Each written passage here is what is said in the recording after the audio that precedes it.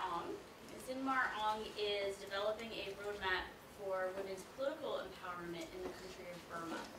She spent 11 years as a political prisoner and is now very active in her country promoting political change and building political capacity, and founded organizations like Rainfall and the Yangon School of Political Science. In fact, we have students from our alternative break program traveled to Burma this year and last year, and on both trips visited the Yangon School of Political Science. So it's really nice that we have the opportunity to connect with that organization both here and in Yangon. It's a really great relationship that we're continuing, and I have been involved personally with the struggle for Burmese democracy since 1999, and so I am thrilled that we have a Burmese activist here today. It's an issue very near and dear to my heart. I wrote my master's thesis on the Saffron Uprising and nonviolent political change in Burma, and have been just involved as an activist for a long time. So this is something that I'm just thrilled that we could do this today. And I will turn it over to Zin Aung to share her story. And then, of course, we will have opportunity after she gives her presentation for questions. And we do hope you ask questions because she's really excited to engage with you. And then once that wraps up, we will ask you to fill out a survey. I know I sound like a broken record for some of you, because we ask every week that you fill out these surveys. They're really helpful for us in gauging interest and what types of programs we should plan later. So please do put some thought into that. We'd appreciate it. And I have to apologize in advance. I do have to cut out early for a medical appointment, but my colleague Ian Oriolo will take over and facilitate the Q&A. Thank you. Turn it over to Samara. Thank you so much. Good to meet you all. And then it's my privilege to be here. And then actually it is my second time during my fellowships. A group of the American University students already visit, I think last month. Yeah, she's one of this group. Yeah, January. Yeah. So in previous roundtable here in American University, I also share my experience. Actually, at that time, especially about the School of Political Science and our program and what we are doing. This time, I just wanted to share much more accurately when and how I engage in democracy movement. Actually, I participate student rights movement in 1995 and 1996 when I attend a first year university student. So in 1996 there was also university student uprisings in Rangoon. 1996 December. At that time our movement was cracked down as usual by the regime. Fortunately I ran away for a while from my home, but some other colleagues were arrested at that time. But we still continue as a underground movement, connecting each other very, secretly, and we continue in 1997 and 1998. In 1998, there was 10th anniversary of 88 democracy movement. So we have actually Burmese democracy movement was started since 1988 uprisings. So 1998 10th anniversary, we started renegotiate and we remotivate our people. So our journey, is still going on, and we still need to be done a lot, and we still need to fight. So that's why in 1998 September, I was arrested along with others democracy and human rights activists, including, of course, university student and other political parties members and individuals. So I was originally sentenced 28 years. Other case partners were charged 35 years, 42 years. So comparatively, my church is 28 years is quite, not that much comparing to the others, 42 years, 52 years. But we didn't feel like that, oh, we will spend entire, punishments like 28 years. But, many of my colleagues and case partner were released 3 years after that, 4 years, 5 years, something like that. To me, I was sent to another prison along with 10 or 12 colleagues from Rangoon prison to Mandalay prisons in 1999 April. And most of my times are spent in the Mandalay prisons, and totally 11 years. Out of that, 9 years was solitary confinement for me. So my case partners were released. What I was thinking when I was in the prisons is that when I was released, whenever I was released, I will continue my education first. When I was arrested, I am attending third-year university student in Dagon University. I do not finish to get my degree yet. So we realized that any authoritarian, any regime, don't like their citizens to be educated, especially politically. So we have been thinking about that. Then as soon as I was released, what I did is that to continue my education. But for the ex-political prisoner, the authority do not allow to attend university as a regular class. They only allowed us to attend distant university. They really afraid of ex-political prisoner and students to get into the university compounds and engage in day-to-day student life. So they don't want to, see like that. So there was kind of controversials and debate on that. Okay, if the authority do not allow ex-political prisoner to get formal educations, whether we will accept or not. So some of my colleagues don't accept them. They do not continue their education. Their study is very alternative way outside the university.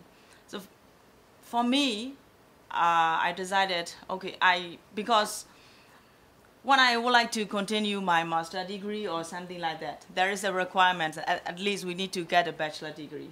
So that's why I will continue to get my degree.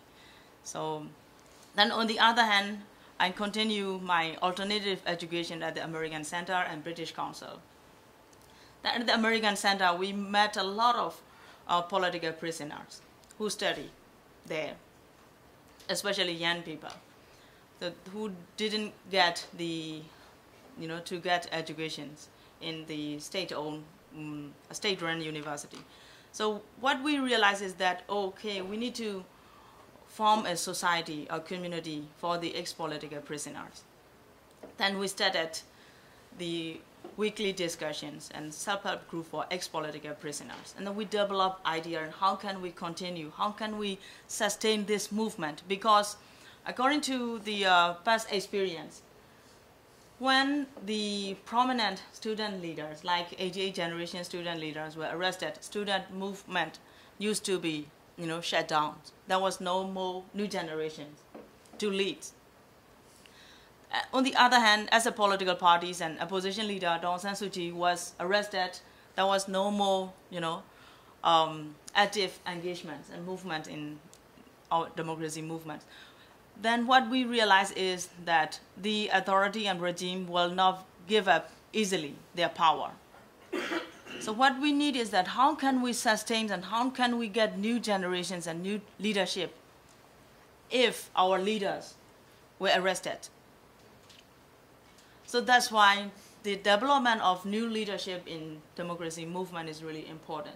That at the same time, based on our own experience, many of us just simply engage, this movement emotionally. We don't even know what's politics, how democratic system works. What are the differences between the military regime, authority regime, and democratic regime? So we don't know actually. We simply engage that we don't like oppressions, and we don't like the way the military regime do their own citizens. Then they killed their own people on the streets. It motivates our emotion to engage in this movement. So for long term leadership is what we realize is, we need to know more about politics rather than emotionally engage. Then we consciously need to engage in this movement.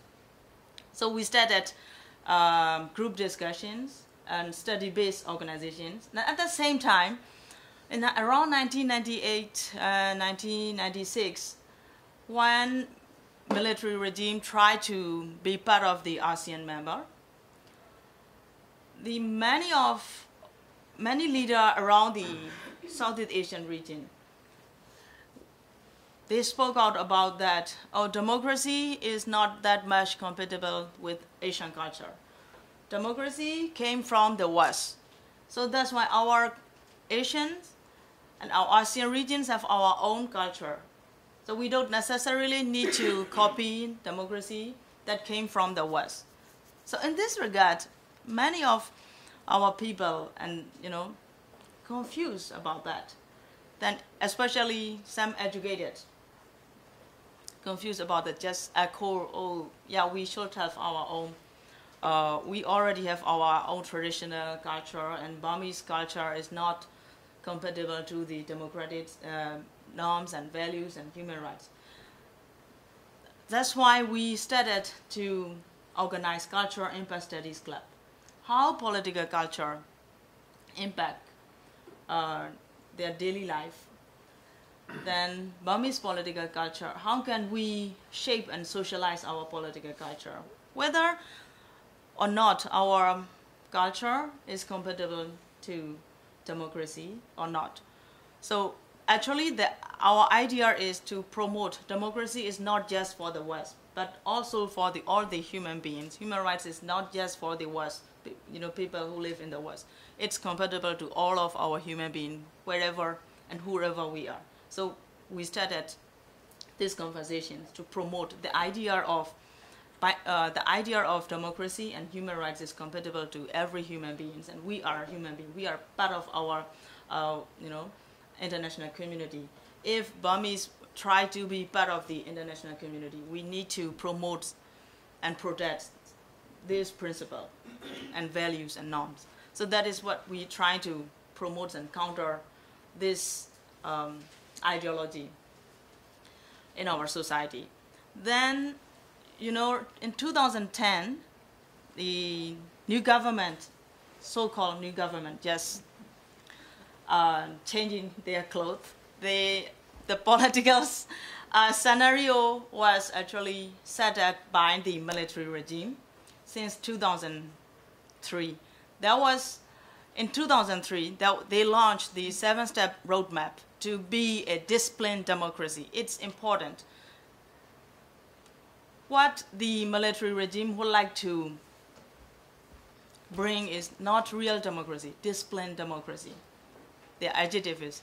So what does that mean is that just only for liberalization, just under the control of the military and the power who already have their political power. So just changing their clothes. For example, when they draft the 2008 constitutions, the formations of parliament is 25% military seats plus 75%. So 25% were appointed by the commander-in-chief. So what does that mean? Our citizens and civilians do not have right to for those 25% seats. And 75% majority of this 75% are, occupied by the ruling party.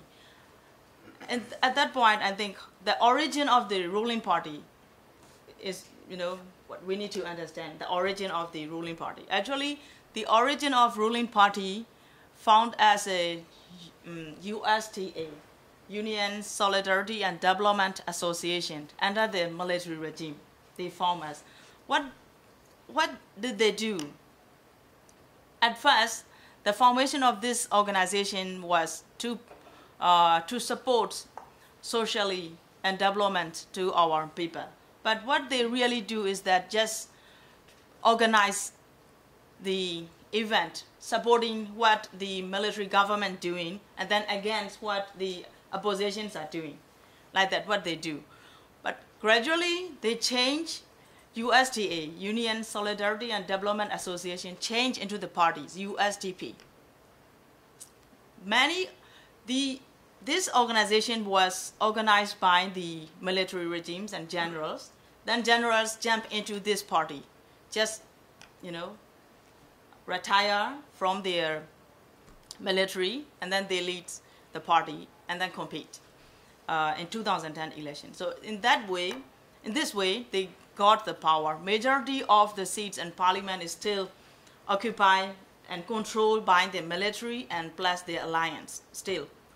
So, but after the President Thein Sein, he is former generals, got power, he tried to liberalize because in the past they didn't get legitimacy from their own people and then also from the international community because they couped their power. So military regime. So international community did not recognize their power. So what they do need is the legitimacy from international community, and at the same time, internal legitimacy through their own people. So after that, people hope that they might change if they make sure their power and their power in some extent they might liberalize gradually. So at that time there was no way and no strong oppositions to directly against directly the way they propose. It's very difficult. We don't have alternative. Whether we will engage this given political scenario, political situations, or we can create or we can mobilize our own people like social movements or topple down. No way for to topple down such a institutionalized regime. So in that case, the good thing is that their willingness to get legitimacy from international community, especially United States and European, who these governments are always support our democracy movement. Then at the same time, the regime already sent their advocates through the West and United States to explain their liberalizations. So their willingness to change informally, not official visit, but an official visit. They have their own agents to advocate international community. So after 2011, November, the opposition leaders released. Then gradually they released political prisoner. I was released 2009, September. So it was part of their liberalizations. Then the continuation of the political prisoners, including Daw Aung San Suu Kyi and 88 generation student leaders. They released 88 generation student leaders and many of political prisoners just after NLD announced to compete in by-elections in 2012. It's kinds of, I think, compromise between the oppositions and the ruling party. So, international community and many of us are overwhelming and so much, excited. Oh, it's our spring after after Arab Springs, the Burmese, whether Burmese Springs or not. But we cautiously. So for me, I repeatedly talk about, oh, we welcome and cautiously optimistic on what is happening in Burma. But at the same time, we don't know how much extent the regime will liberalize, how much extent they allow to be challenged their power by the oppositions and Democrats. Now it's quite getting clearer and clearer after 2 or 3 years of liberalizations.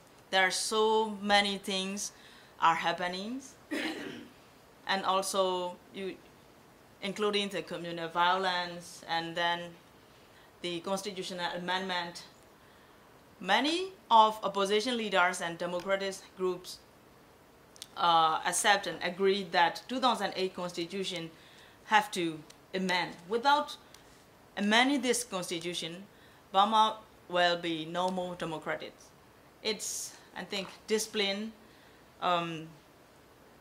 democracy, and then totally will be controlled by the military also. Because in here, like as I present in my presentations, the president or prime minister is the leader of the country and at the same time commander-in-chief. But in Burma, not like that.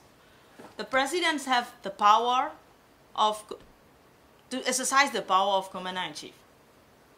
So military have still autonomy in their own way.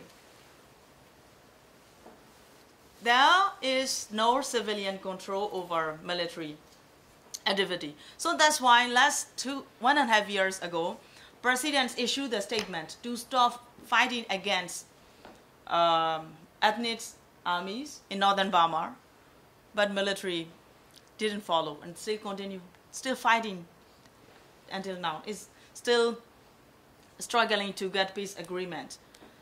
I think the problem is military would like to control and maintain their power as usual. Not just only in politics and military affairs, but also in business. One of the biggest corporations are owned by the military still. So that is, I think, the challenges to move forward, to move forward the political liberalizations.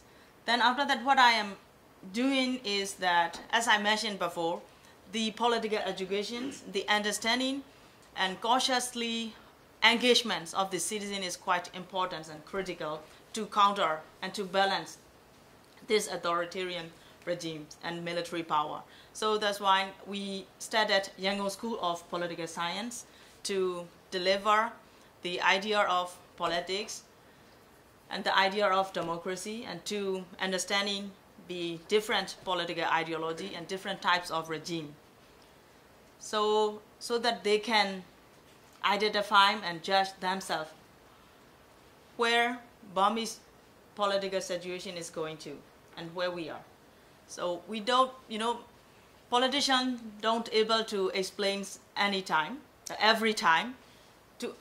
They don't able to educate their people to understand political system. So I think emergence of the civil society, we take this opportunity to organize and to form these organizations. And on the other hand, what I realize is that through my experience, many of political activists are women.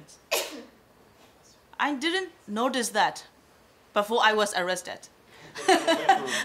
Because in our political dialogue or discussions, just only few women, mostly me and one of my friends. Others are men, and because it's part of the traditional concept and perceptions of our society. Many of our parents and family didn't dare to accept political conversation in their home and apartment like that. So that's why our young people used to meet at tea shop at that time. So the tea shop is not for women, was not for women at that time. So it's very difficult for a young woman and student, it's very difficult to get involved in politics through tea shop. So I noticed that. But I didn't see so many women, just a few of us. But when I was arrested and I was sent to the prisons, are there actually so many women? So many women. I think in our case, 1/3 of case partner were women. So, but their voice didn't have about that. There was, no representations of women voice. Then, after I was released, I found, as I said before, I found self-help group for ex-political prisoners, and what I realized is that the experience are different between men and women while we were in the prison. So I realized that we need to have separate groups discussion just only for women, ex-political prisoners. And I found that. And then through our conversation and discussion, what I realized is that many of our women are just simply engaged in emotionally, and their role is just, supporting roles for their male counterparts, even the party. There are so many party members in the political parties, but their role is just making coffee and tea and providing service in political meetings. At the time, when I try to encourage them, the difficulty is that they don't interested to study about politics. They just try to sacrifice themselves. They didn't expect themselves as a leadership or something like supporting role. So that's why I realized we need new generation in this regard. Then whether women would like to be a leader or not, at least we need to understand and challenge our male counterparts, because many of our policy have been done by those male policy makers, even in movements and political parties. But to counter and to challenge and to take roles in this leadership, women need skill and capacity to participate. So that's why I founded Rainfall Gender Studies Group. It means resocializations and increased non-discrimination for all. Rainfall means. So the idea is we just wanted to, increase non-discriminations. Then plus our society was and has been socialized by the idea of patriarchy. So we can change overnight. We need to re-socialize because we were socialized. And we need to re-socialize the idea of equality and the idea of democracy and what does human rights and women's rights means, something like that. So I founded this organization through regular discussion, weekly discussion. Then since last year, we started Women Political Empowerment Program. For it, each and every session takes a week, and then we extend for those who cannot and able to join our trainee in the city. We have the outreach program. We travel throughout the country and then organize the training. For the outreach training, we take just only 3 days. So basic knowledge on politics, power, political ideology. For the women, what does socialization mean? What is gender stereotypes? Then powers, and the politics. How the women's, how the political system impacts the lives of the women, something like that, through our discussions and presentations. So we have trained around 250 women during a year. So very basic knowledge. So this year, in 2015, I'm developing here in DC at NET for roadmaps and curriculum for those who would like to participate in politics. So curriculum development is my project in here, to get assessments and to get networking from women organizations in here. So I will develop our curriculum for advanced political empowerment training for women, and that is what I am doing in here. And when I go back, I will still continue. So I'm teaching not just only in Yangon School of Political Science, but also in Rainfall and others political parties, especially opposition party, invited me and others educators for their political party development program. Because not just only our citizens, but also the people who are part of the political party don't even understand and don't even well educated politically, just simply engage emotionally, and they left their leader, they left the party, but they don't know how to engage. How can they take opportunity, this political liberalization, to extend and to strengthen their party? So that is what I am doing. And on the other hand, others, civil society used to invite as a guest speaker, like that I'm doing and I will do. So that is what I'm doing, and my brief history. I think if you can ask if you would like to know more about me. Thank you.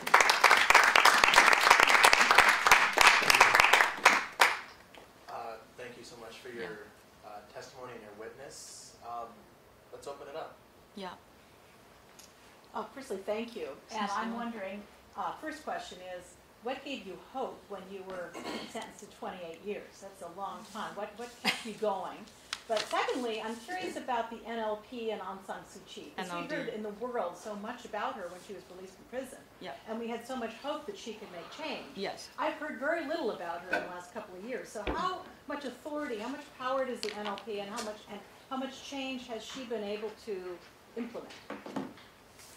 Thank you. Two questions, right? Yes.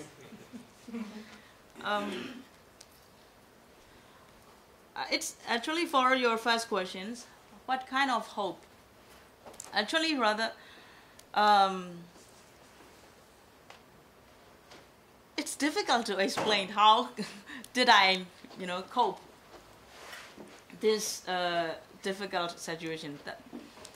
The first thing is that since I engage these activities and this movement, I realized that somehow I will be arrested. Because at the time, whoever engaged in this politics, 99.9% sure to be arrested. So I have already hoped that I will be arrested if I engage in this movement. It would be helpful to explain when you were arrested. Mm-hmm. Was it merely just by meeting with people, or had you written a big Democratic manifesto that they brought you into a courtroom that said, we are charging you against sedition to the state? I'm just curious about that process as well. Okay, I will. So actually, when I was arrested, before I was arrested, we delivered the political statement, and then against and challenged the legitimacy of the ruling military government. Then to implement 1990 election result, we have the party, voted by the people in 1990. The result of the 1990 elections didn't implement yet at the time. So to implement the result of the 1990 elections and give up the power, then challenging the military and the government who is ruling now is not legitimate. We do not recognize. So we already have our own, selected leadership through 1990 elections, something like that. Then to release all political prisoners. So that's why we were arrested, not on the spot, but after delivering that at night time, one of my friends, my close friends, were arrested. Then next day, I didn't see him at the tea shop. Then his one of his relative, visit, and you all should stay away from here, because when my friend was arrested, the authority, the special branch, asked your name and something like that. So I stay away from my home. But at the same time, I even just think about a few days ago, I was greedy to do, to do much more activities. Even when I was running away from, my home and like that. So that's why I didn't sleep at night in my home at that time. I stay away from my home, then another townships and, but at the daytime, I try to approach my home to greet my father and to do something, to continue some networking at daytime. At the time, I underestimate the regime, because usually they used to arrest at nighttime, not daytime and daylight, not publicly. They hesitate to do like that before the public. So for me at that time, I just came into my room, my home. Then my father asked me, "Hey, just told me your adventure," something like that. Oh no,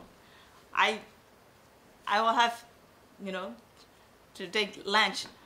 I don't know whether I will be arrested or not. Before I was arrested, I will have my lunch. And I'm just kidding my father.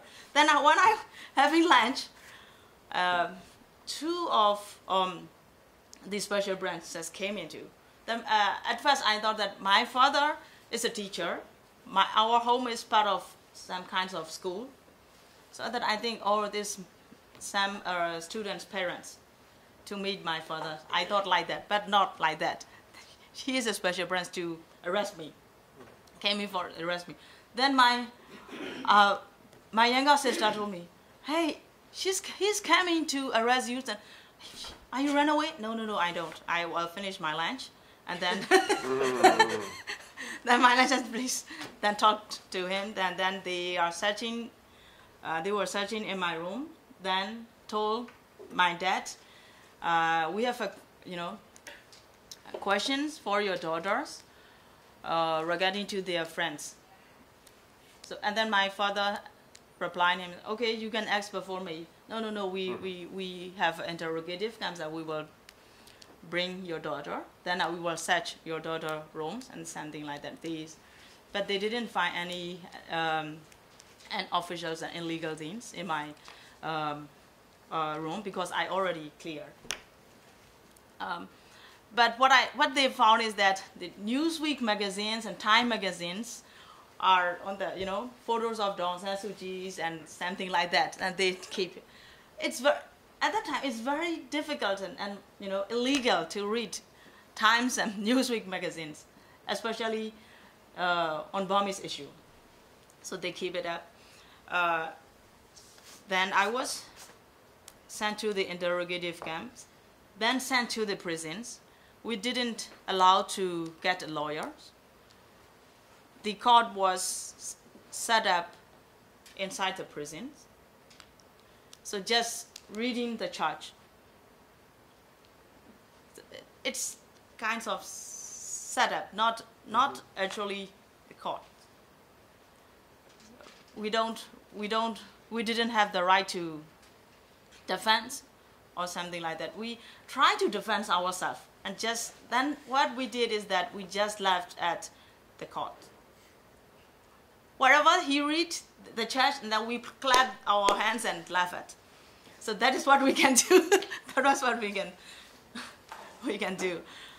So that is the scenario. Then how did I cope? At first it's very difficult, especially very first period of the prison life, because we didn't allow to meet our family and relatives for 6 months. 6 months. So it's very terrible situation. Then we were sent to moved to another prisons. Then 1 year, 2 years is difficult. But gradually what I learned from this experience is that whether I will be released or not is out of my control, actually. So I try to meditate. I try to recite the poem. I try to sing a song that encourage me. So something like that. The most terrible thing for me is that they didn't allow us to read books. Just only meditation. At first, meditation is quite challenging. Quite challenging. And then as a Buddhist, be and stay in the present. It's kinds of Buddhist ideas. You know, I didn't realize that. How can I accept and stay in the present in the present? I can accept first, but then I realize and I meditate. Gradually, I can accept, and I realize and then I realize the real meaning of the meditations. Then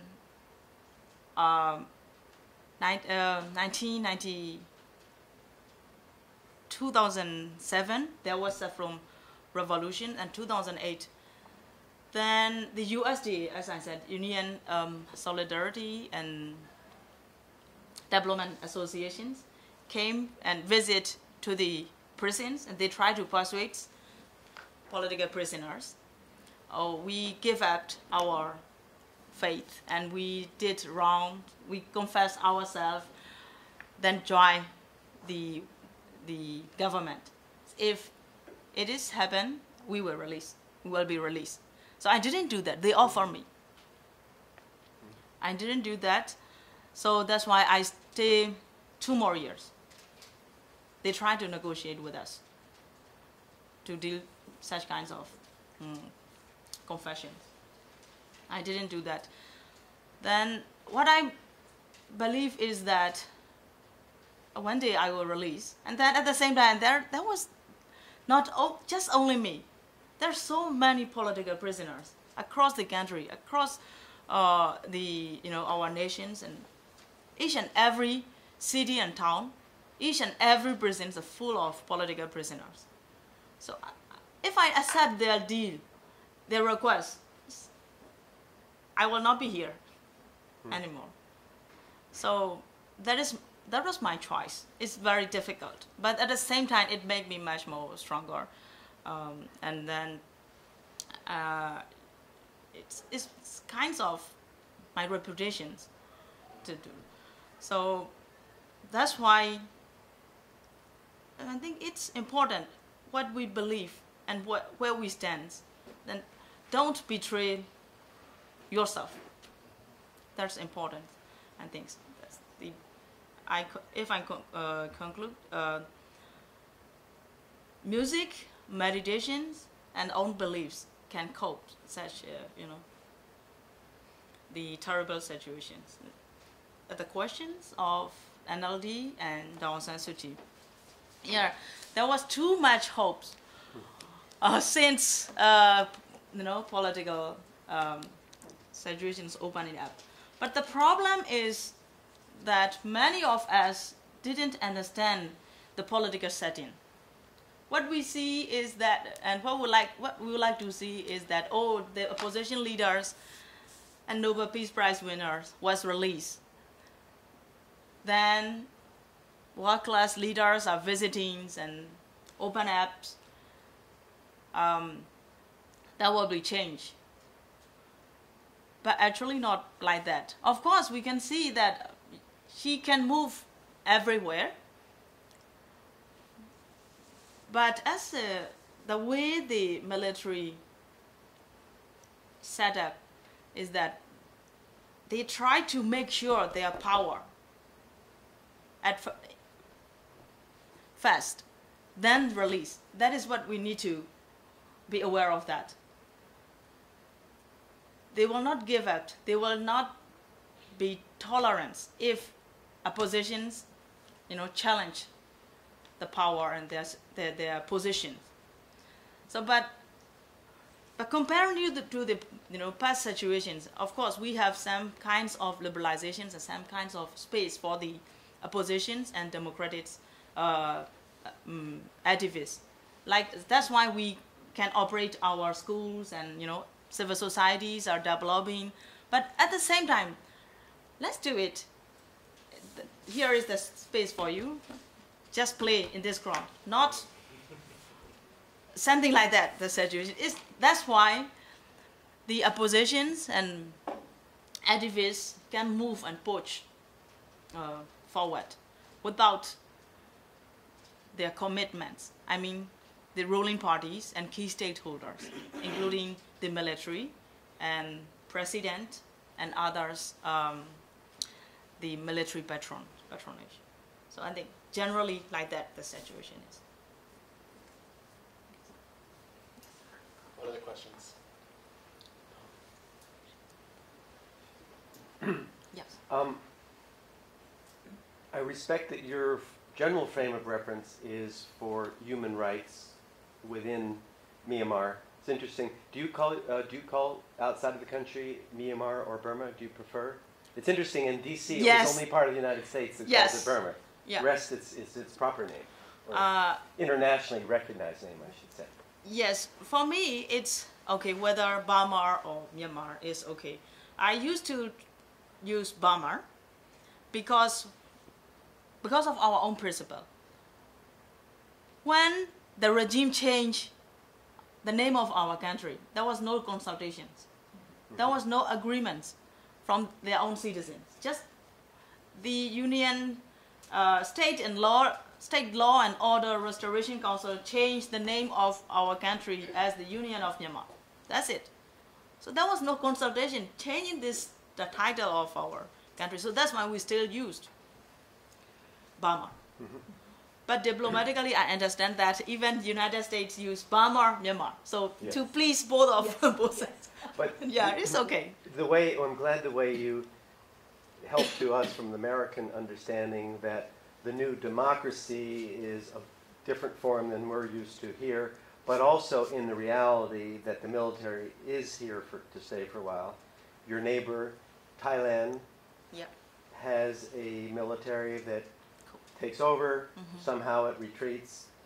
Yeah. Pakistan is similar, and Egypt. Yeah. The citizens have to live with it. If you feel that your military is at least on the corruption scale on the lighter side, that they're not doing it all for the greed, if it's kept collectively or in the country, then is that a form of acceptance? Or if you really see it greedy, then that everybody loses out? And at the same time, if accepting that they are going to be here for a while, can your own focus be what can you and people do for the betterment of people where they're living with regards to jobs, housing, food assistance, education, pollution?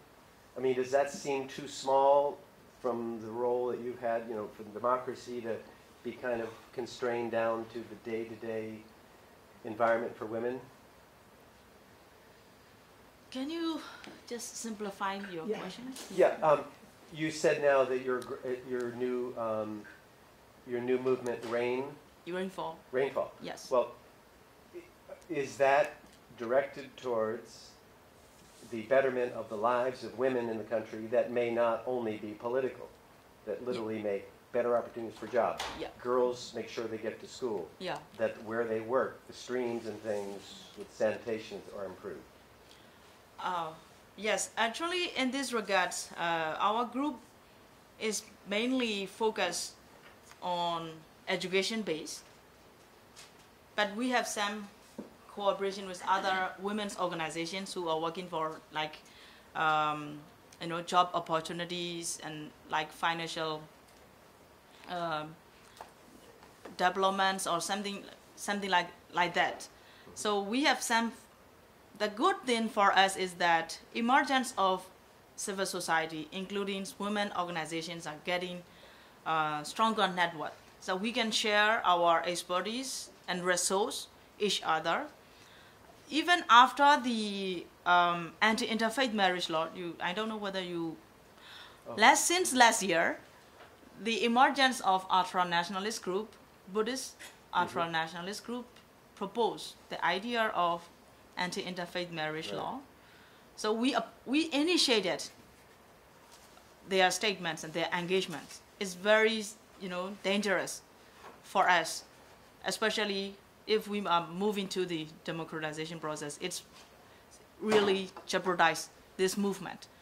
So in this regard, before that, many of our women's organizations and civil society are operating our own projects, like let's say, and our own preference.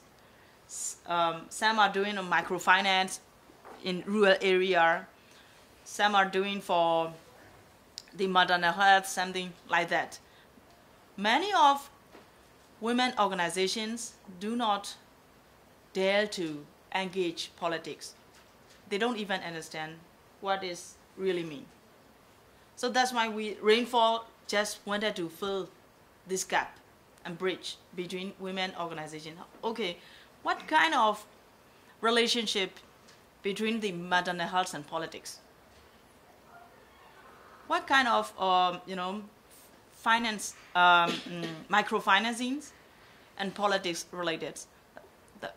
Even they don't understand the power relation within the family. If we don't understand the definitions and the importance of power, we can deal even in our daily life and political level. So that is the Rainfall try to fill up this gap and engaging and connecting with other women organizations and promoting awareness and exchanging our expertise.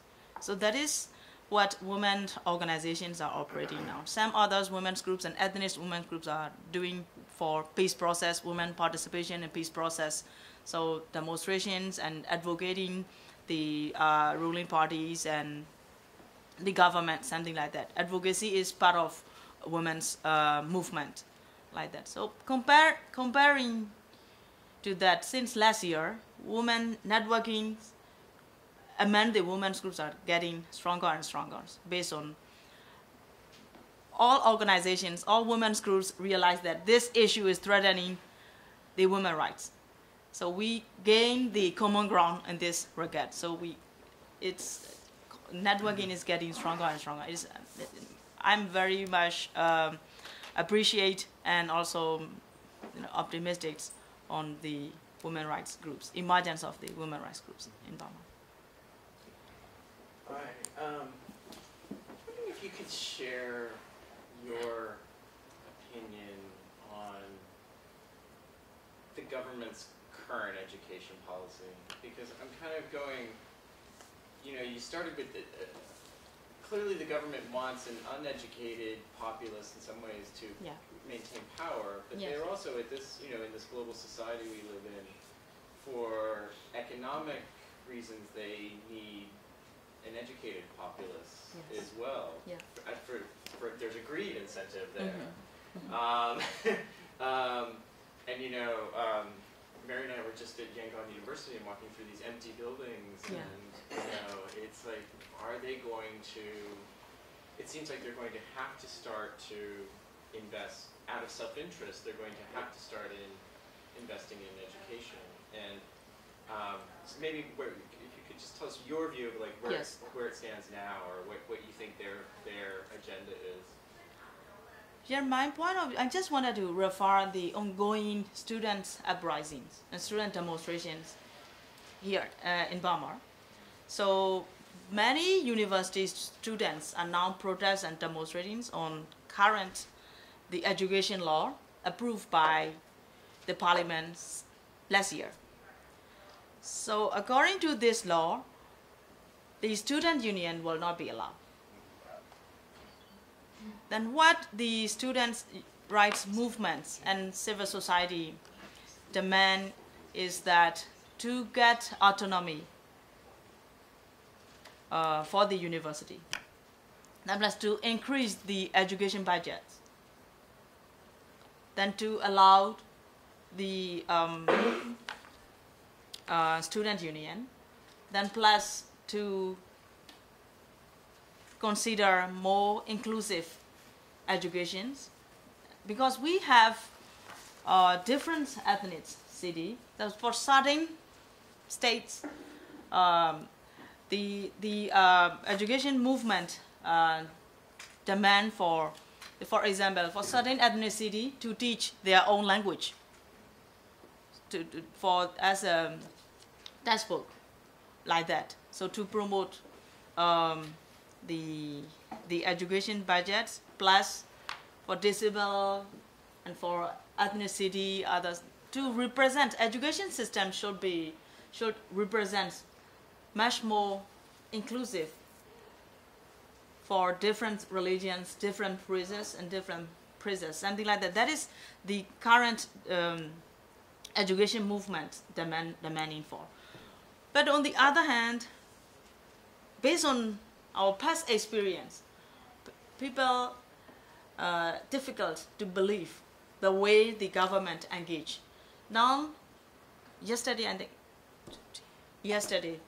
there was a meeting between the leading committee of the education movement and the representative of the president. So they are now ongoing discussions.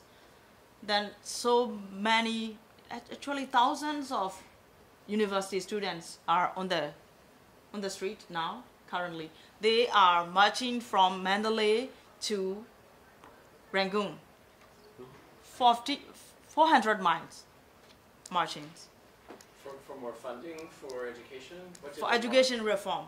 Democratic education, their title is education and reform.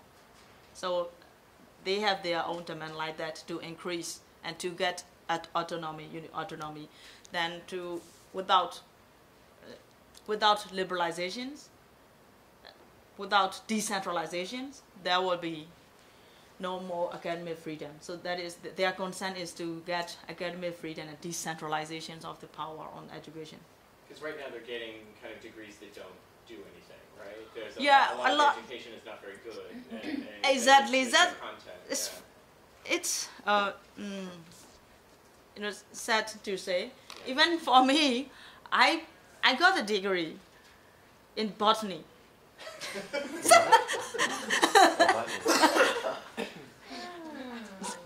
But actually, but why my profession, what I'm doing is politics. It's really funny and really sad to say.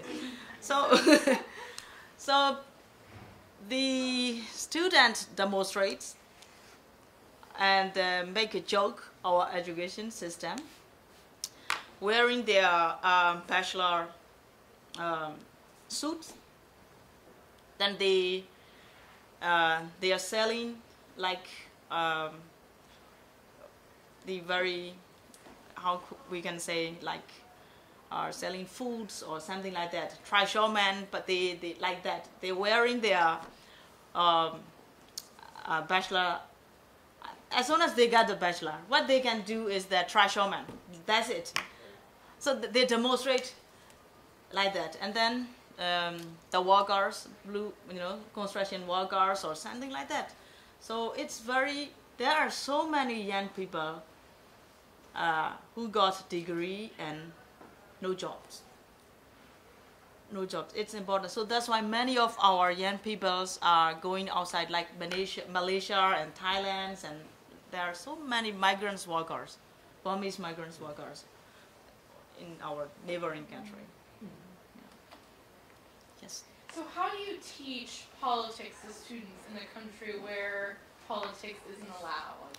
Mm-hmm. And how do you see the impact of teaching your students about these politics? How are you already sort of seeing the impact that's having on the country? Yes. Actually, it's difficult. We started, our first class is like orientation, where no, the topic is we are going to teach. But at first, we made assessments. For example, like what is your opinion? What do you understand while we talk about politics? The what's politics, the meanings of politics. How do you understand? Something like that. So then kinds of assessments and interact. Then we explained how the political scientists understanding and define politics. Then plus we need to understand. In Burma, the most difficult thing is that when we talk about politics, people are afraid of to talk about power. I think when we talk about politics, we have to talk about power. But people don't. What their perceptions and their perception is that power is corrupted. So what they prefer is that politicians are just only sacrificing, not taking power. Just stand for our own people. So that is their own understanding through our experience and their experience. So then we need to make sure that to understand, to be a politician, what do we need? What do we need to understand? How can we control the politicians? How the political system designed to control their government? What are the relationship between their own citizens and the rulers? So I think it's really works. Our course design is political ideology, political institution, plus political movement, including social movements. We have 3 sessions teaching on basic political introduction to political science, 60-hour course. So then many of our students came from the activists and political parties, but they don't even know what's politics very clearly. What they do is, what we do politics because we would like to serve our people. But how? So that is the way we did to explore deeply the understanding of politics, and then explore the idea what kind of country and nations we would like to build. Just imagine, if we would like to build a democratic society, what we need to set up, what kind of institutions we need, how the political institution works, something like that, and then compare to what is happening in Burma. So how can we need to change? And then as a role of the politician, as a role of the civil society and activists, what are our roles? Something like that, discussions and presentation, something like that. Then after our class, we offer them to continue and to spend their time in our school through their discussions on current situations. So it's part of, even after they finish their class, they still continue engaging with our activities. And then we have also guest lecture on certain topics like ASEAN memberships, about European Union, something like that. So it's up to the resource person that we got. So how many students do you have at a time? We accept between 25 and 30 students, for each class. Well, thank you so much. Thank you For coming to speak with us. I know I speak for both Joe and Christine, how grateful they are that you came to share your story. That's all the time we have. Yes. Please fill these out. You can put them right here.